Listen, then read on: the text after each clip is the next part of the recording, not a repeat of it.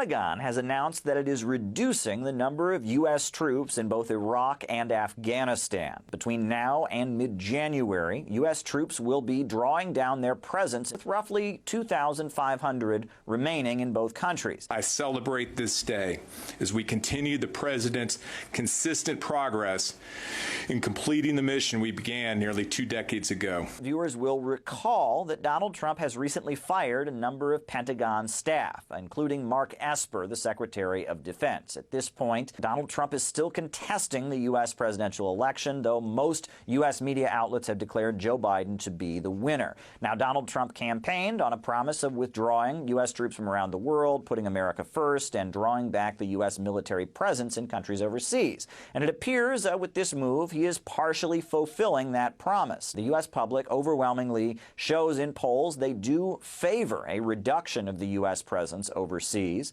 However, it seems that the chief of NATO was not thrilled with this recent move by Trump. We went into Afghanistan together, and when the time is right, we should leave together in a coordinated and orderly way. Will this change with a Joe Biden administration in the White House? Joe Biden has also indicated that he favors drawing back the U.S. military presence overseas. However, Joe Biden has continued to emphasize that he will not withdraw U.S. troops from Afghanistan. Americans are rightly weary of our longest war. I am too. But we must end the war responsibly in a manner that ensures we both guard against threats to our homeland and never have to go back. At the time of the U.S. intervention, Joe Biden was a big supporter of the U.S. invasion of Afghanistan. And Joe Biden has been very outspoken about the need for a continued mission there and a continued U.S. military presence. History is going to judge us very harshly, I believe, if we allow the hope of a liberated Afghanistan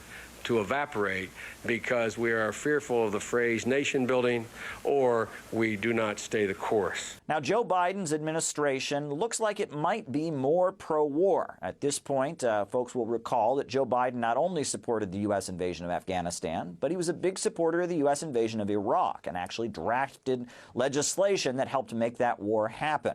Joe Biden, furthermore, indicated that he is likely to appoint Susan Rice as his Secretary of State. Now, Susan Rice is a big supporter of U.S. military interventionism, and she served in the Obama administration. In addition to that, we've got Michelle Flournoy, who's being pointed to as potentially the Secretary of Defense for the Biden administration. She was a big advocate of U.S. military intervention in Syria and U.S. military intervention in Libya. Does this mean that if Joe Biden takes office in January, he will reverse Donald Trump's recent move to pull out U.S. troops between now and January? That is unclear. However, many speculate that the Biden administration will have much more of an interventionist bent than Trump.